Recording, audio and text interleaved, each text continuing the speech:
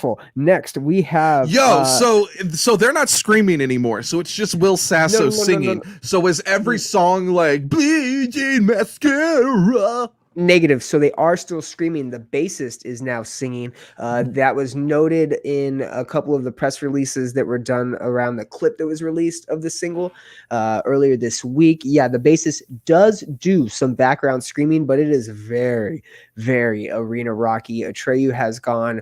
What is it called in wrestling where you go like not full heel, but you're just you fucked. It's done. You killed fucked the it up. town. They killed the town. They killed the town. They jumped the shark. The fucking Fonzie reference. They jumped the shark. They jumped the shark. It's no longer getting good. You're done. Save Us is the name of the single. Save yourself by not listening to it. True or false? That band died when they signed to the same record label as Miley Cyrus, Hollywood Records, and released that Lead Sales Paper Anchor album. Absolutely, 100%. That was trash. If you like that album, I hope you get like COVID. Fuck you. That's a terrible album. Amir Vaughn, one of the former vocal. Wasn't that our old manager at Ralph's? No, Amir Vaughn is one of the former vocalists of Brockhampton out of San Marcos, Texas. Shout out Brockhampton. Whoa. Brockhampton is from San Marcos? Yes. Okay, why does Brockhampton sound like 21 Pilots? They don't read a fucking book. So the making the band show on Vice 100% documents all of it, and they do not sound like 21 Pilots. The Amir Vaughn has a new single. That song on the Madden soundtrack last year. That was called Keep Your Distance. The one that sounds like 21 Pilots. Yeah, maybe one song, but that's not their entire sound. Hold on. Maybe listen to an album. One song if you have one song that sounds like 21 Pilots, then you're fucking ripping off 21 Pilots. It was probably on the album that came out after Amir was kicked out, which makes sense because they've changed their sound up a little bit. But if you're into the old Brockhampton sound, which I recommend you listen to, then I recommend going and listening to Amir Vaughn's latest single, Keep Your Distance. His most recent album, Emmanuel, that came out last year, was one of my favorites. It was only an EP, 7 tracks, but it is fucking fire. And this new track is also fire. And then our friends, formerly of Vanna, and their new band In Spirit, have released their debut single, Fold. It can be caught on YouTube. It can also be caught over on the Metalcore subreddit. They are going to be released on streaming platforms here shortly. That is going to include Spotify, Apple Play, wherever else you can find music, Google Play, all that kind of nonsense. Tower Records, FYE, Virgin Record Store, Warehouse Record Music, Alley. Borders, Barnes and Noble, Record Alley, What's and the all other one? wall farts. FYE and what was Sam Ash? Yes. Sam Goody. Sam Goody. That's right. Sam Goody. Sam Ash still is an exists. Instrument. It's a music. Yeah, instruments. What other record stores closed? Amoeba. Oh, that one hurt. Yeah, it did. I made myself sad. Yeah. It is fucking phenomenal. Fold is the name of the track. They have a music video out for it. It is phenomenal. It's the entire original lineup from the Curses album and the Search Party Never Came tour that came after the album was released. That includes Evan, Nick, Chris, their original vocalist. Tear him up, Chris. Brandon back on drums, and Sean with that sexy porn stash is still playing bass. We have been in contact with them. We should be getting them on the show here shortly. You'll see him featured. Probably not on the show because they all have lives, but hey, probably a standalone OG Vanna day. If you are 2000s, early 2000s, mid 2000s metalcore fan, you like panic chords, you like fucking breakdowns, you like screaming and singing melodic, this is going to bring you back, man. I was fucking hard as a rock listening to this song. I've listened to it fucking a dozen times. Did you listen to it? I sent you the video. You said you were going to listen to it. I don't know if you did. I got to hear your opinion on it. Go. It's great. That's it? That's all you got?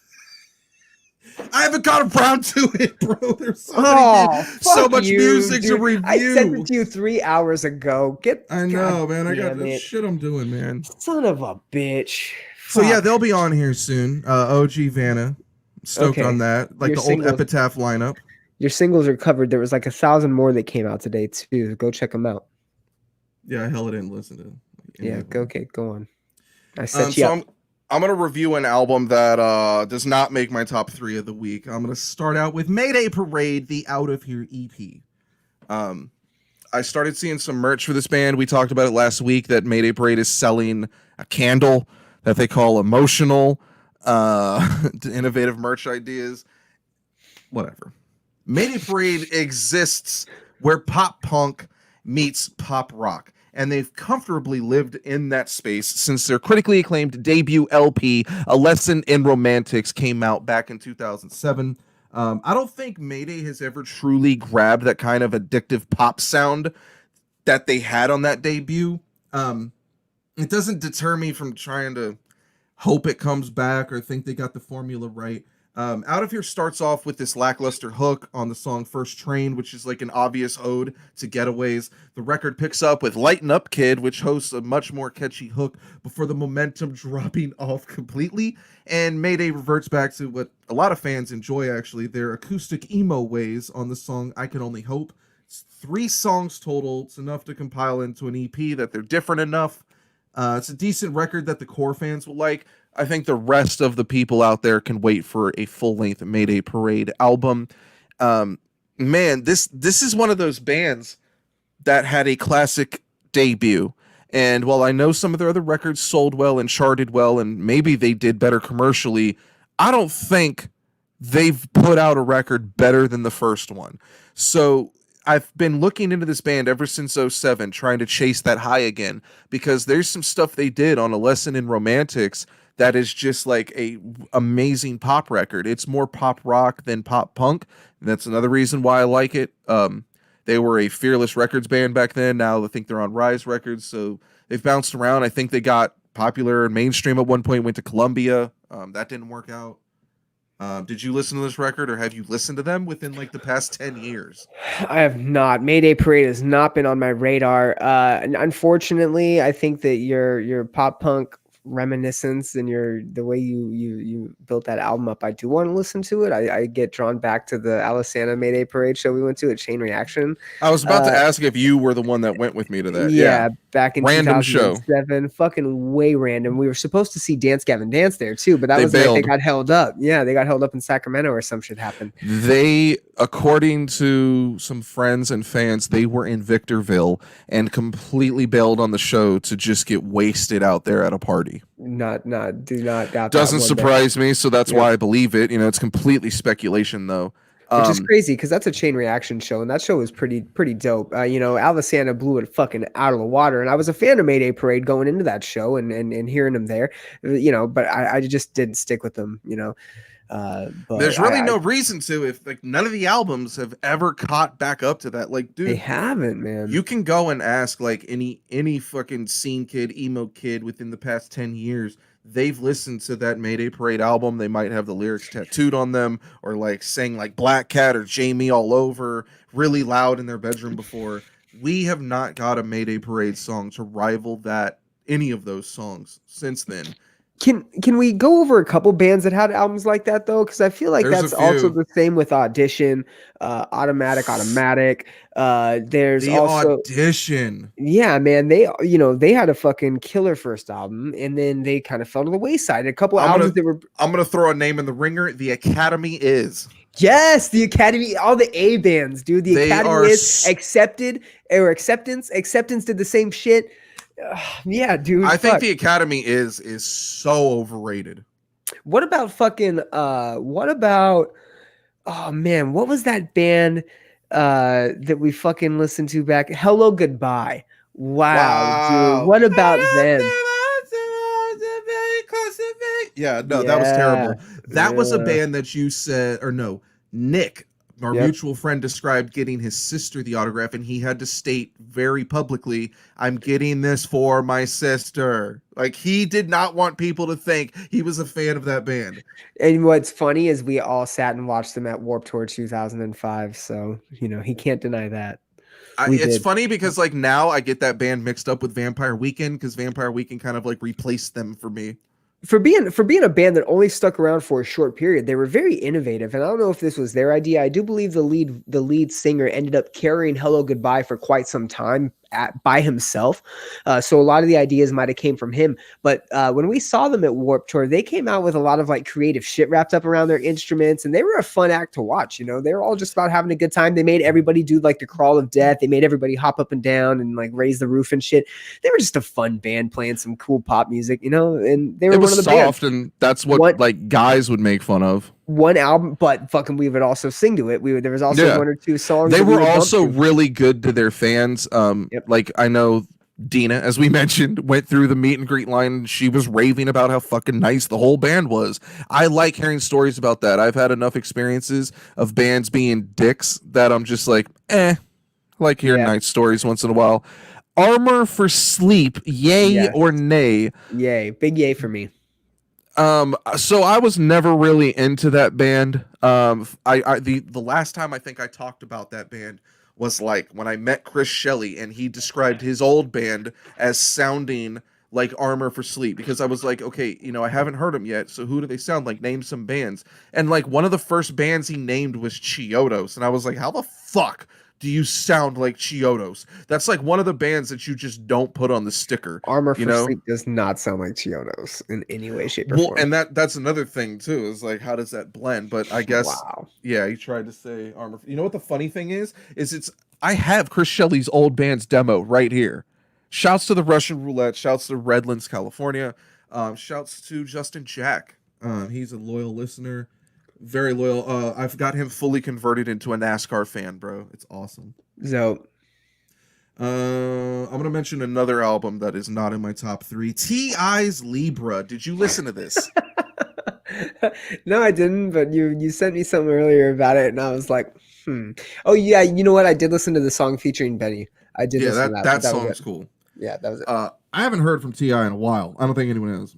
While nothing he says really stands out on the album, the guest features are really cool. We're far past the days of T.I. fighting for the throne as the king of the South, and while he may have captured that back in 06 and 07, It's quite a different time now because, like, dude, it was like a big deal, and it was skyrocketing him to success that he kept calling himself the King of the South because people like Ludacris or Little Flip or Rick Ross, all different people were taking exception to it, and it was cool. And Ti kind of took that crown, and Ti, 2010 and on, Ti was just killing the charts. He had so many songs, dude. Like he was just stuck on the radio for a while.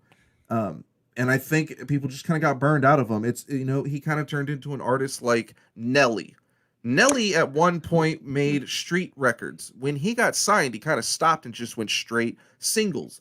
And I feel like that's what Ti focused more on. And there's nothing wrong with that. Get your money, whatever. He got arrested for having a shit ton of army guns on tour. So if you stray from that life, I'm not going to complain. The song Pardon is dope. The Little Baby feature is fire. And Ti's flow on the hook is something that Kevin Gates would even appreciate. I dug that. The best song on the record is the Benny the Butcher and Jadakiss feature. It's a song. What'd you say it was? Fuck, I already forgot what it's called. I didn't even write the bitch down. I have it in my notes right here. You're good. Oh my god, I have it somewhere. Make Amends. Make Amends. So the beat's dope as shit. The guest features are sick. Ti, like, the problem is, while the flow's dope, I'm hearing Ti, but I'm not really hearing what he's saying. Like, he doesn't have anything of substance on the record, and it just, even if he did, would I hear it? It kind of made me think, do I want to hear from Ti? I think I heard everything I needed to hear from Ti. When he came out, he had like one of the thickest accents in the game, and that's kind of gone by the wayside because since then we've had rappers that are completely inaudible hit like mega success. Yeah, I mean, so shout out to my buddy Eric Ortiz in Palm Springs. He's a huge Nelly fan, and I always argued, what did Nelly really do? And apparently, even though Nelly did kind of drop off of like the mainstream album success and went more to the single life, I guess a lot of his shit has gone platinum and diamond and like some fucking crazy numbers. Oh yeah, and he's one of the most acclaimed selling artists of all time. That's not to say that Ti is anywhere near that, because he's not. But and although, I mean, for me, Ti is a weirdo, man. I've never been a huge fan of his music. I do like a lot of the songs that he's featured in. But he did the whole comments about his daughter. And, I've never just been like the biggest fan of him. So whenever he's mentioned, I always kind of just take it with a little bit of subtlety. I don't really take it head on. Again, I listened to Make Amends. That was it. Didn't listen to the rest of the album. I was torn between that or Party Next Door, and I went Party Next Door to listen to over Ti. Do you think I made a good decision? Yeah, I think Party Next Door is a better album. I think the problem with Ti is, like, this is a decent effort, but in a day and age where average and 50 out of 150% doesn't get the job done, you're in an ever-growing genre. It's always competitive. Being decent isn't enough. So it really feels like, Ti can put out a solid effort, but he's definitely past his prime. It doesn't resonate the same way that his first 4 albums did. I mean, there were singles on there that were monumental, that were like breaking news slang words, that were, T.I. is one of the main reasons that we know the word trap as being trap music, trap house. A lot of that is coined famously by T.I. Trap music being one of his albums. I think he had a song on that album, I'm Serious, where he mentions the word trap and describes it, and he's like the first one out there doing it. So shouts to T.I., just a little too old. My number 3 for the week, maybe it's the same as yours. It's Party Next Door. Not the same as mine, but all right, fair enough. Oh, god damn it. Hold up. Answer this question from Amber. Okay, have you ever reviewed 18 Vision's newest EP, Inferno? I'm curious to hear what you guys think. Yes, we reviewed it last week, Amber. No, not last week, 2 weeks ago, or whenever it came out. We reviewed it 2 weeks ago on our Instagram at IHATETHESCENE, because when we do have a musical guest on the show, we do album reviews on the Instagram Live pre-show, because it puts bands in an awkward situation to try to review someone else. Yes. But yes, I reviewed that EP specifically at the request of Brian. One of his most hated. It wasn't the most hated, but one of them. Yeah, probably second most hated album I've ever reviewed. But there's some fun jokes and some fun facts in there about that band running a train on my ex-girlfriend. So anyways, my number 3 album of the week is going to be Party Next Door's Party Pack. This is the type of record that you slow fuck your girl to. Not the way 18 Visions rough fucked my ex-girlfriend, but this is the type of record that you would fuck around and fall in love with a girl over some pussy type of record. The first 3 records are slow jams. They're full of bass, modern grooves. This is like your modern day R&B. It ain't going to be, D'Angelo or Sade or that, Keith Sweat type of stuff. This is modern R&B. It's fly, it's going to be like hip hop stylistic. It's cool. I dig it. When you add in guest features like Nipsey Hussle and Quavo, that's what made me jump to the record. I really dig it. It's definitely worth checking out. If you date a girl that looks like Kylie, if you date a girl that looks like Kyrie Irving, yeah, there you go. We need to talk. We need to talk boy. about some things. But if you date a girl that looks like Kylie Jenner, your chick probably digs this type of record. Also, shout to Kyrie Irving, because did you know Kyrie's ex-girlfriend, what's that bitch's name who did the Suicide Squad soundtrack?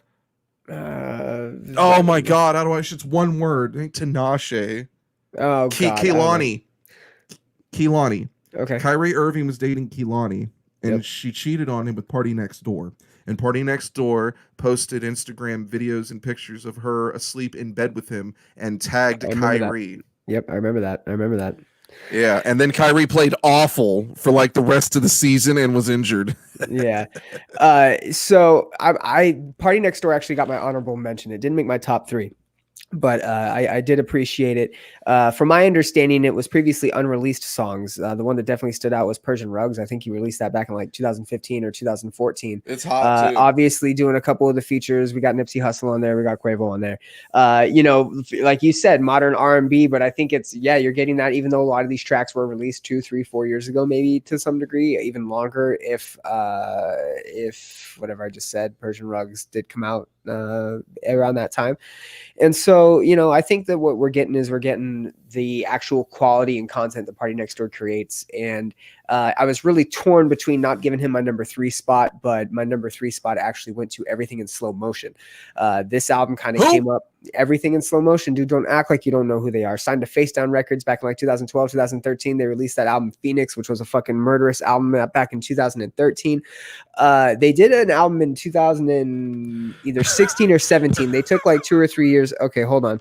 Don't have an Insta. This is from Amber. Don't have an Insta. My bad. I'm resisting it. Matt, damn, I want to hear what the fuck happened with your ex. Not on the show for respect reasons. No, hey, absolutely no respect reasons needed, Amber. Here, let me sum it up for you real quick so I can get back to my album review, since you fucking think it's so funny to talk about how 18 Visions literally ran a porno-style train on my boy's ex. Here's how it went down. She went into the green room of Chain Reaction. It's called the green room because it's painted green. She went in there and she said, "Who am I sucking first?" I think it was their houses. She like hung out with them at their house. And what's the vocalist name? Mick Morris or some stupid shit? I'm trying to make this sound good, bro. Oh, I'm just telling the truth. Shouts to her, taking it like a champ. Ugh. At their house. Ugh. As Pusha T would say. Ugh. Exactly. Ugh. So they put out an album called Influence, Everything in Slow Motion. It is their follow-up to their 2016 album Laid Low. That's right. It took us 3 or 4 years to get a new album from Everything in Slow Motion. Face Down Records. This is 10 tracks. I really enjoyed it. I'm a fan of the features on the metal, hardcore, indie, whatever scene you want to call it. I'm a fan of the features. We're seeing it a little bit more and more. We mentioned a couple from Bring Me the Horizon, right? We've seen some pretty big features in the past, some Architect features. We've seen some features in terms of like, I think there's a feature on the new Kingdom of Giants album, if I'm not mistaken. But anyways, seeing the features take place is really cool, especially when we're seeing female features featured on albums. And Everything in Slow Motion has a couple great tracks that stand out. One of them features a female by the name of Shelly Nave. And who the fuck is that? Yeah, I've never heard of her before. Let me see if I can get some info on her really quick. But yeah, they've got 10 tracks on this album. It's a fucking great album. It's going more towards the like softer hardcore side, but it's not like the spoken word hardcore that a lot of people kind of get them and Being as an Ocean kind of mixed up with. But yeah, I really liked it for my number 3. Everything in Slow Motion. Check it out. Influence. Okay, you just mentioned Being as an Ocean. Yes. That This reminds me, triggered. I just got triggered. Here we go. Not triggered like an SJW, triggered differently. Remembered something. Yes. There is a page that I've been following for the past couple years on Facebook called I Probably Hate Your Band. I obviously follow it because it's a similar name to I Hate the Scene, and it's probably up the same alley as me. Anyways, they're based out of Australia, so they shit on a lot of Aussie bands. They really hate some band called Morth. I don't know who that is or if there's still a band, but Morth, they fucking hate that band. But they mentioned Being as an Ocean, and it made me think, they'd be just absolutely a dope ass wonderful band if they just sang and got rid of that spoken word shit. Also, when I thought about that, pardon me. Wow, live? Pardon me, while I buzz. So I looked them up and I found out Being as an Ocean briefly signed to Equal Vision Records, which sounds like a great mix. Like they used to be on In Vogue, now they're on a bigger label, better outreach, better styles and shit.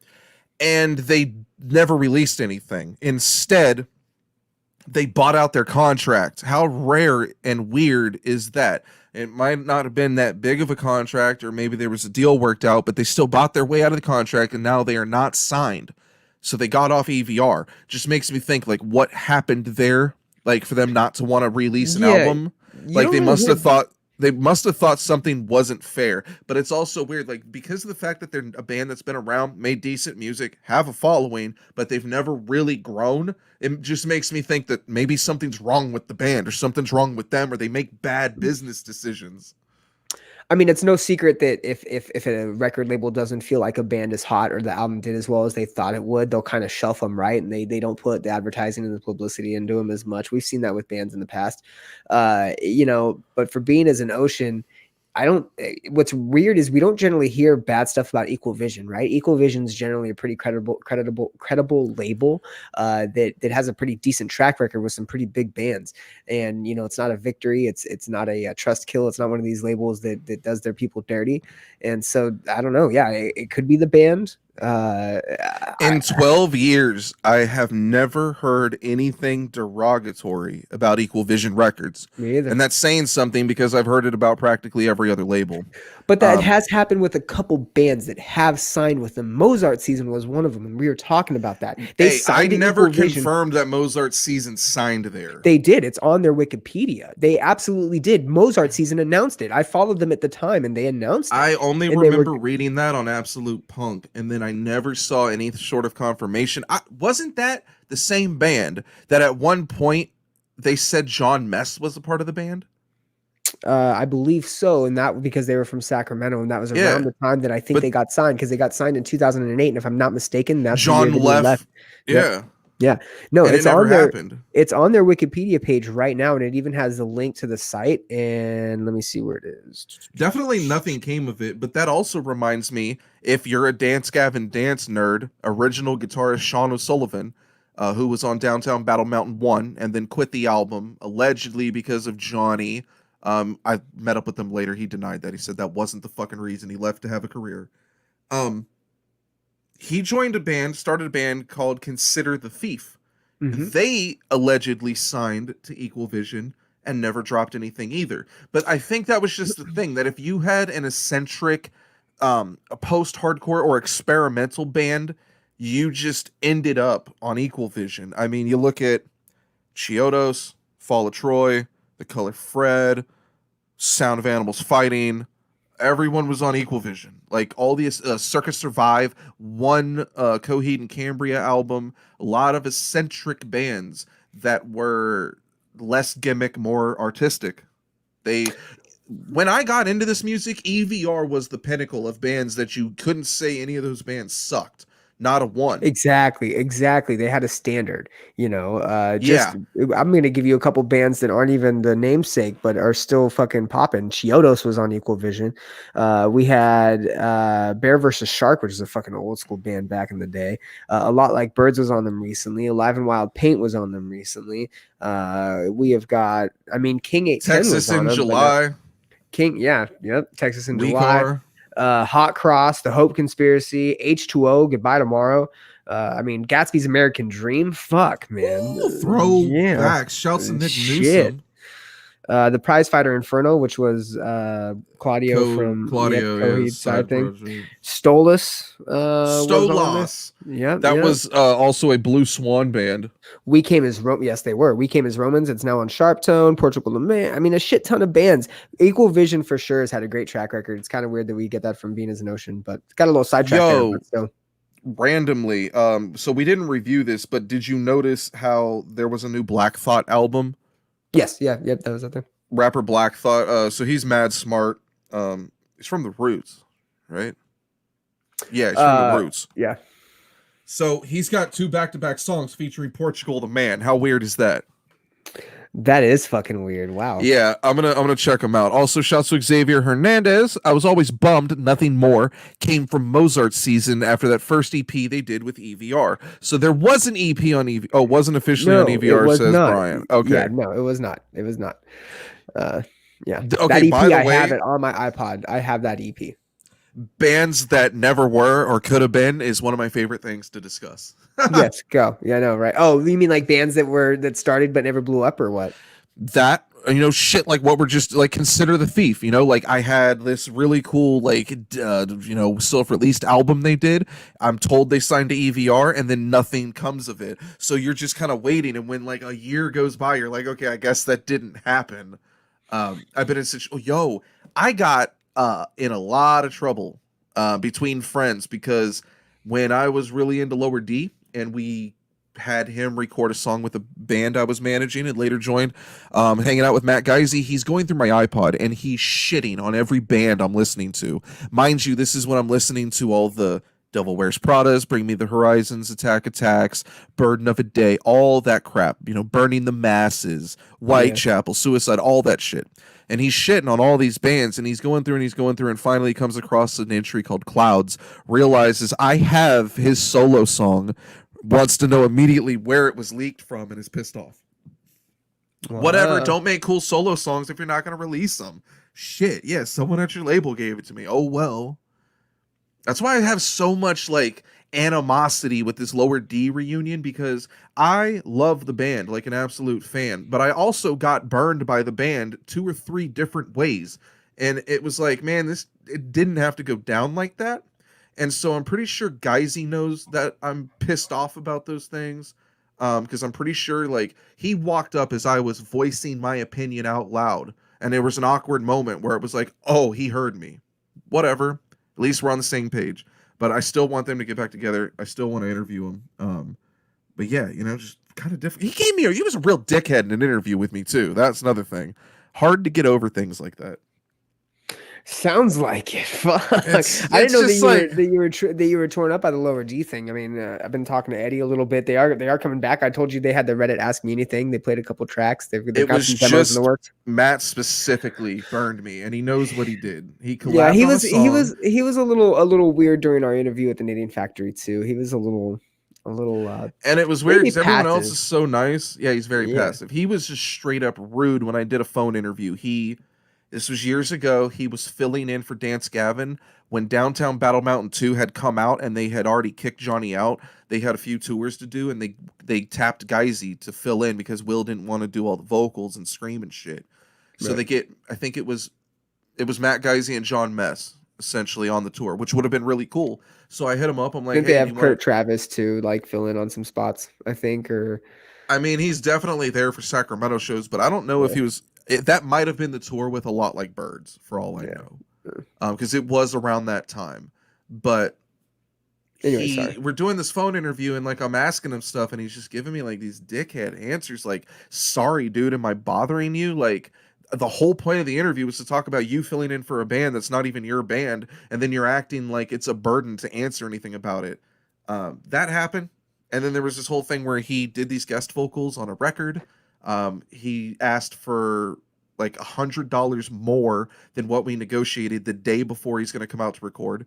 We agreed to it. He comes out, he smokes up all our weed, does this record, says, when we play a show together, we'll do it live. So I bust my ass to make sure that happens. I hustle my ass off to get the band booked on the same show as them. It happens. Lower D shows up. they're going to do the collab. Everyone is suggesting that they do the collab. And then Geisy comes up to me and says he's not going to do the collab, that he doesn't feel well. But then later it's revealed that he didn't write down any of his lyrics to try to perform it. So big letdown. Big letdown. Doesn't mean I'm a hater or I'm not going to listen to him. But, you know, one day we're going to have to talk about that, Matt. My number 2 record of the week, Kingdom of Giants, Passengers. We had these guys on a couple weeks ago. It was dope as shit. They're really good dudes. I really like this album. This is the type of record that makes metalcore credible and furthers the genre to the next level. Passengers is Kingdom of Giants' most complete project. It's heavy, it's bouncy enough, there's well-written songs with your standard song format that are put into the metalcore world. Like they're writing actual songs. Most bands can't write songs, or they stray off from any sort of structure. Kingdom of Giants are writing actual songs and they're killing it. I like the way the record opens with the song Two Sons. I like how the record breathes with those sweet little digital Linkin Park sounding transitions. They're all over the record. I think it goes perfect with their videos and their imaging. I love all that. It gives me like this futuristic Blade Runner feel. I'm in love with that type of shit. The digital elements on the record are dope. They sound new. The tones are perfect. This might be the best metalcore record of the year. I said it there. Whoa. Yeah. Boom. It's a good effort, you know, because if these guys weren't playing metalcore, they'd still be writing good songs. Yeah. It was my number 2. Metalcore album of the year. That's stiff, man. That is some stiff competition you have there. You got Currents, you got Alpha Wolf, you got Hollow Front. You know, what else is out there? I wouldn't put Hollow Front up there. The New Era, the New Invent Animate, and I would say both those bro. bands are on the same. Like, if there was an Invent Animate era Kingdom of Giants tour, that'd be fucking ultimate. Yeah. I mean, Kingdom of Giants is up there for sure, but it's. I mean, I'll tell. Finish your review. I'll give you mine because it was my number 2 as well. That's the whole review, my friend. So I gave this album two listens through and through today, right? I listened to it this morning, actually listened to it, just kind of played through it, loved it, thought it was phenomenal. Got a second playthrough during a workout, also phenomenal.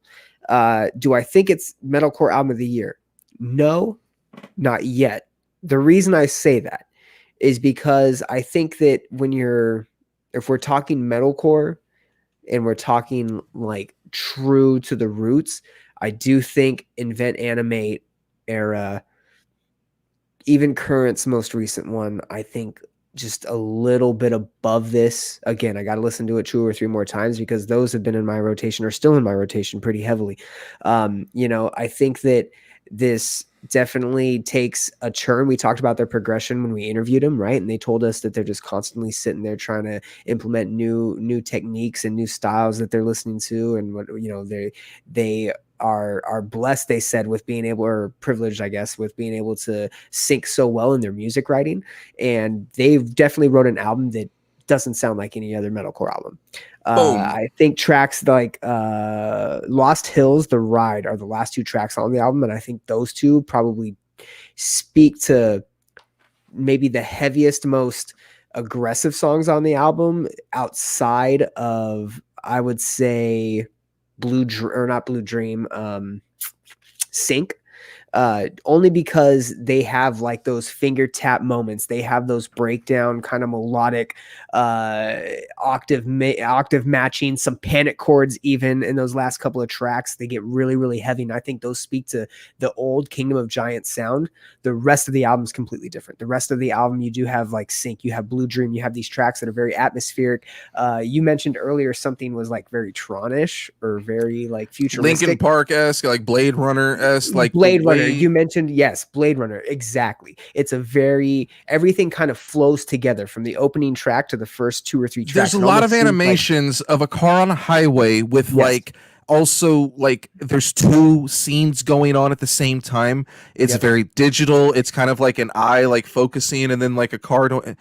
All the images look really good, and I think it's hard for bands in metalcore in this genre at this level to have good looking imagery and videos, because you have like the typical, we're performing in a forest or a warehouse. They didn't do that, and their shit looks good because of it.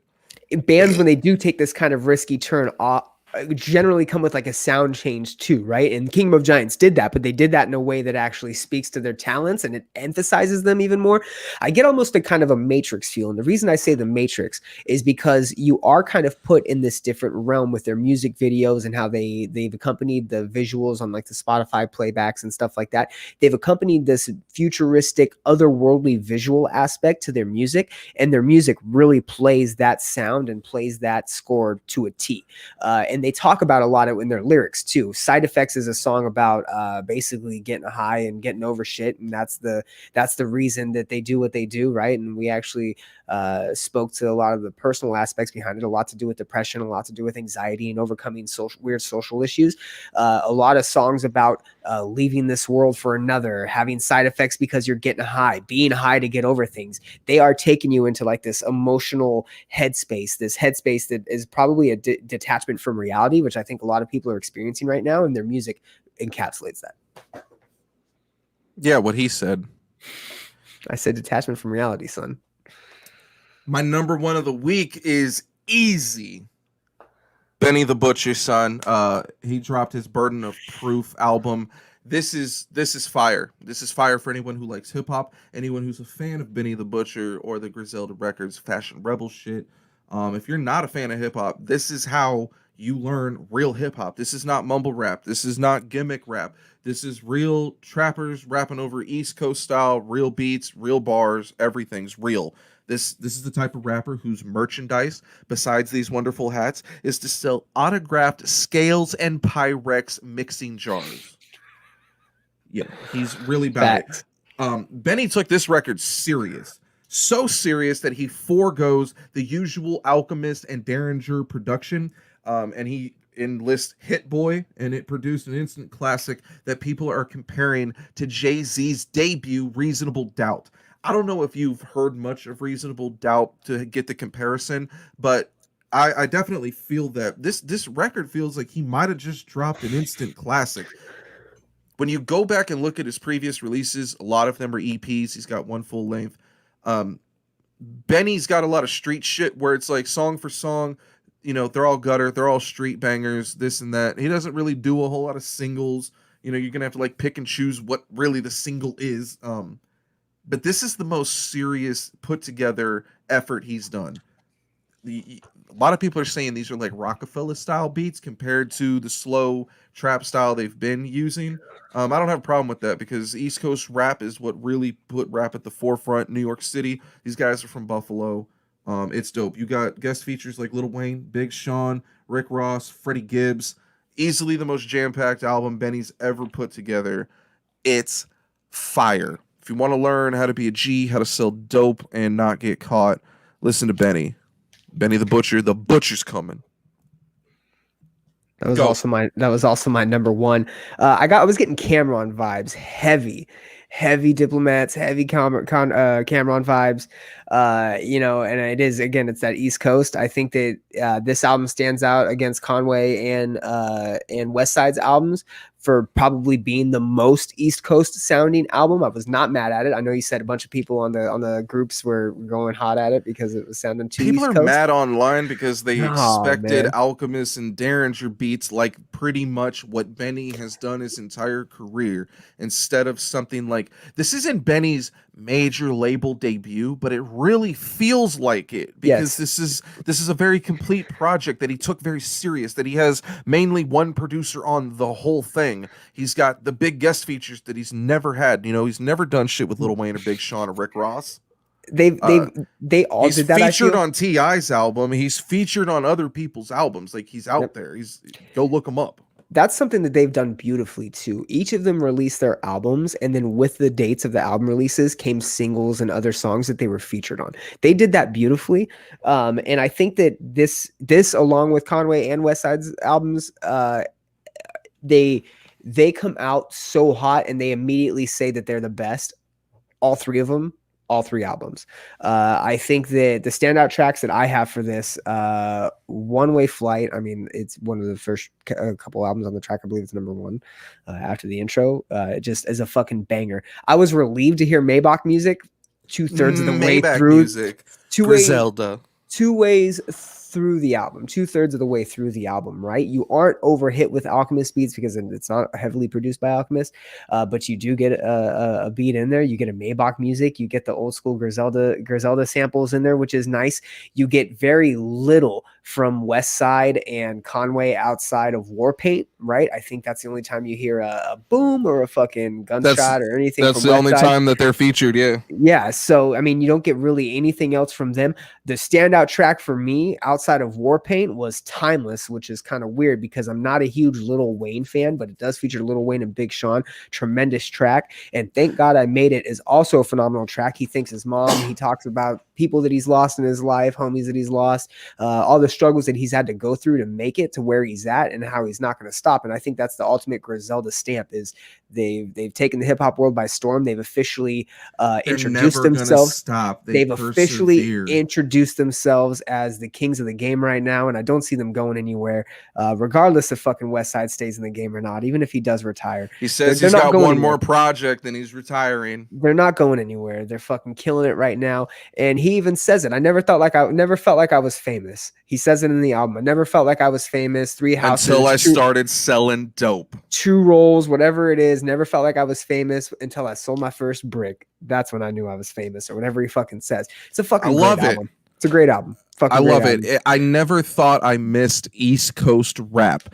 And, because we come from, I'm 33, you're 33. We come from a time when every rapper on the radio was from New York. It's not the way I wanted it. It's not the way that, we picked. It's just the way it was. Mm-hmm. Then shortly after, it turned into a point where every rapper was from Atlanta. And then all the crunk shit happened. You had brief periods where Houston took over hard. Then the Bay took over hard for like a year. There's been segments. There's been areas that have kind of gotten hot, right? But ever since it left New York, it really hasn't come back. Yep. Now you have, and this should ring true for because I'm not going to stop until metalcore Twitter knows who Griselda is and enjoys their records. If you're a fan of an artist, you want albums, you want music, new stuff. You constantly want it. When I was younger and Eminem would drop an album, you get Eminem Show in 2002. You have to wait how long until he dropped Encore? It was when I knew you. We were in high school. It was senior year, I think, because I burned like 20 copies and sold them for $10 and made a shit ton of money that day. Yeah. Okay. Now, 2002 to 2005, 3 years. We graduated 2005, so. You look at what Griselda did, okay? Benny has dropped a group album, okay? The Black Soprano Family. Now he's dropped a solo. West Side has dropped a solo, Pray for Paris. He's dropped another solo, Fly God 2. And now he's got where Sunshine came from, whatever the fuck it's called. Yeah. Who Made the Sunshine? Yeah. Conway. This is Kanye's second? No. Conway was the first. He had the 2019 release. He had an EP last year. That was real good. He's got a full length this year. You have the Armani Caesar album. And then to top it all off, you have the Griselda group album that came out. I mean, big shit. These guys are putting out tons and tons of material. Like, they collab with each other. They do group albums, but they're pumping out. So, it's been week after week after week of Griselda releases. And if you're a fan of an artist like that, you're blessed. I tell these people all the time on Facebook because we're an exclusive Griselda group. We are blessed as fans. We are blessed with new music by these guys. I wish more rappers took after that, because rappers like the Migos, they have a shit ton of fans. If they were putting out records like that, could only be success. I really dig it. I like their business model. They're signed to Shady Records. They're managed by Rock Nation, so it's only up from here. And we're not going to stop talking about them until all you metalheads are jamming this hip hop. Good times. Did you review anything else? That's all I got. That's all I got, plus the singles. Shout out to In Spirit, aka formerly Vanna. Check out their new single Fold. I didn't really get nothing else, man. No, that was about it. Honorable mention for Party Next Door. We already said that. Wayfair also had an EP, 7 tracks, 45 minutes. Isn't that the company that was selling kids and cabinets? Wayfair. Company that was selling the babies and the cabinets, and if you guys are still waiting for your back orders, they should be out to you soon. So get ready. Are we wrapping this up, bad boy? Honorable mention also, because I checked this out so late, but this is actually a dope ass album. West, y'all. Serial Killers presents Summer of Sam. It's Exhibit, Be Real of Cypress Hill, and Demrick. It's also got features from Snoop Dogg, Busta Rhymes, and DJ Quick. So West Coast fans would really like that. I think the couple tracks I heard off it were dope as shit, but I didn't have time to review it. So maybe next time. I also have another honorable mention, Lower Heaven. They just released a 3-song EP. Track number 3 features Mike Rennick of The Devil Wears Prada. If you're into like grindcore metalist shit, Lower Heaven is the way to go. He doesn't do a lot of guest appearances, so that's cool. Yeah, he doesn't. Are we wrapping this? We are wrapping this. Shout outs. I want to let y'all know we are going to be featuring some really cool musical guests in the next coming weeks. I gave some hints about Alpha Wolf. We've definitely been talking about the OG Vanna lineup known as In Spirit. Maybe you'll get some pop punk bands or some K-pop shit. Who knows? Maybe Kanye will be on here because I fucking voted for him. Yeah, damn right. He better be on here. And you know who we're trying to get for the 69th episode? Hey, 6969. That's what we got. Before we get out here, we got to give you the tags. As always, you can catch me at The Common Chaos and at Of Brian of Death right there. You can also catch my other podcast, The Common Chaos, at thecommonchaos.net. Shout out to Rudy Rex Jiu-Jitsu. That's what's up. Matt, where can they find you? You could probably find me at Brian's house whooping his ass at NBA 2K and Madden. I had a clever text for you, Brian, since when it was National Coming Out Day. I messaged you and I ignored you because I was on vacation. I knew you did. I wanted to come out and tell you that you absolutely suck at NBA 2K. If you're looking for me, you can find me at your mama's house. I'm your stepdad, bitch. I'm on Instagram at IHateTheScene. You can find me on Twitter at IH8TE, the scene, that awful Twitter account you see listed right there because some dumb son of a bitch stole my actual tag. Fuck you, Alex Harrington. That's a real fuck you too, by the way. Not many people know that, but this is the episode where we're getting sued for shouting a bunch of people out and talking a bunch of shit. So fuck you, man. How about that? What do you think about that? He probably really did steal it. Fuck you and your new project and your stupid broad and her kid. And your sister's super hot, and I added her on Facebook just to piss you off, you short little shit. Remember when I bit his forehead at that party? I lifted him up into a wall and bit his forehead because I didn't want to fucking punch him because he'd probably die. You can also find me at youtube.com/c/IHateTheScene. All our links are available at IHateTheScene.com. Please be sure to rate, review, subscribe, unsubscribe, re-rate, re-review. You can catch us every Friday night at 10 o'clock Central for us, 8 o'clock Pacific, 11 o'clock Eastern, 4 a.m. for my mates in the UK, bruv. And you can catch us live on twitch.tv/IHateTheScene, facebook.com/IHateTheScene. The YouTube name just mentioned. Yeah. Good shit. Shout out to 86 Ounces in a Duffel Bag Gang. Catch me on all the sports games and some Star Wars this week. Bitch. I have not been a cowboy in weeks, dude. I've lost my streak. Dang, no more yeet eating. Nah, dude. We haven't been a cowboy in a while, and once you lose the streak, it like becomes more difficult to get gold, and none of us are trying to fuck with that. Oh, that's disgusting. Well, maybe not, because you can get this, you can get that. For sure, don't need to see booty. Whoa, no, too much. Whoa. All right. So we are officially signing out. This episode 28. You can suck my biz out. What are we calling this episode, Brian? We didn't ever come up with the title. Broads? Mediocre. Mediocre? What is the meaning behind it? I don't think that held any actual meaning though. Mediocre, I thought was pretty funny. Or broads. Bro, it was mediocre. I know, but mediocre is pretty funny because we're a metalcore show. Mediocre. Whatever. Keep bullying Cardi B. Keep bullying Billie Eilish, and stop bullying the AT&T girl. Eat that box from the back. Oh my God! And all you bitch ass cops can suck my mother.